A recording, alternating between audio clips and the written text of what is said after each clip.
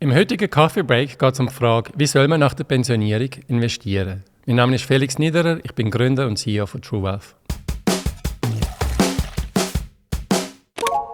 Der Schweizer Gesetzgeber hat bestimmt, dass Pensionskassen einen Kapitalbezug erlauben, mindestens ein Viertel vom obligatorischen Vorsorgevermögen. Viele Pensionskassen erlauben aber auch mehr, teilweise bis zu 100% von deinem Vorsorgevermögen. Das heisst, du kannst einen Teil oder alles von deinem Vorsorgevermögen als Kapitalbezug bei der Pensionierung beziehen. Wie viel das ist, steht im Pensionskassenreglement und es lohnt sich, das Reglement zu lesen, weil dort drin steht auch, wie viel Jahre vorher, dass du das voranmelden musst. Teilweise bis zu 3 Jahre vor der Pensionierung.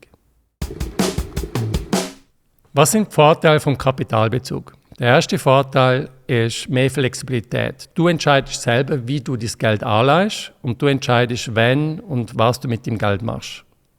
Der zweite Vorteil, es kommt je nachdem ein geringerer Steuersatz zur Anwendung als beim Rentenbezug. Und der dritte Vorteil ist, du hast mehr Möglichkeiten in der Absicherung von deinem Ehepartner und vor allem von deinen Nachkommen. Und je nachdem kannst du auch etwas vererben. Was sind die Nachteile vom Kapitalbezug? Beim Kapitalbezug hast du natürlich mehr Verantwortung, dein Vermögen sorgfältig zu verwalten und dein Einkommen langfristig zu planen. Ein zweiter Nachteil vom Kapitalbezug ist, du hast keine garantierte Rente auf Lebenszeit. Kapitalbezug ist aber nicht immer zwingend mit mehr Risiko verbunden.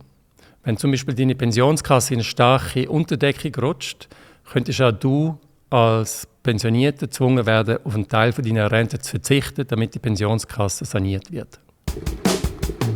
Wann macht der Kapitalbezug bei der Pensionierung Sinn?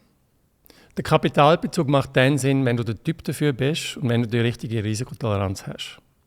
Wenn das Geld nach der Pensionierung sowieso eher knapp ist, dann ist der Kapitalbezug vielleicht nicht die richtige Wahl. Oft macht der Kapitalbezug aber Sinn, wenn du neben deiner PK und der AHV noch andere Reserven hast. Ob sich der Kapitalbezug rein rechnerisch lohnt, hängt stark von der Rendite ab, mit der du dein Kapital nach dem Kapitalbezug bewirtschaftest. Was ist die richtige Anlagestrategie? Was ist der optimale Anlagemix nach der Pensionierung? Das Einmaleins vom Investieren sagt klar, je länger der Anlagehorizont, desto mehr risikobehaftete Anlageklasse, also desto mehr Aktien zum Beispiel in deinem Portfolio.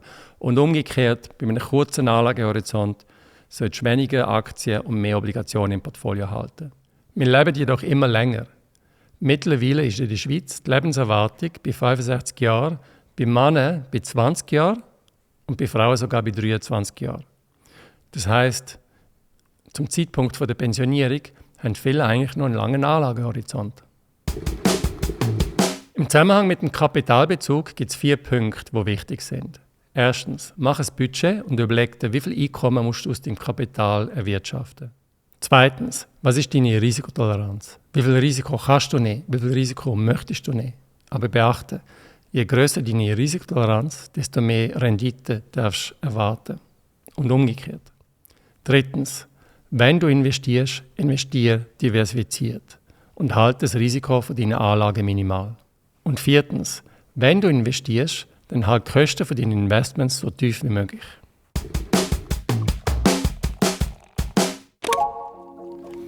Wie investierst du dein Geld aus der Pensionskasse? Hinterlasse mir einen Kommentar oder schreib mir auf felix@truewealth.ch. Mit dem bis zum nächsten Mal.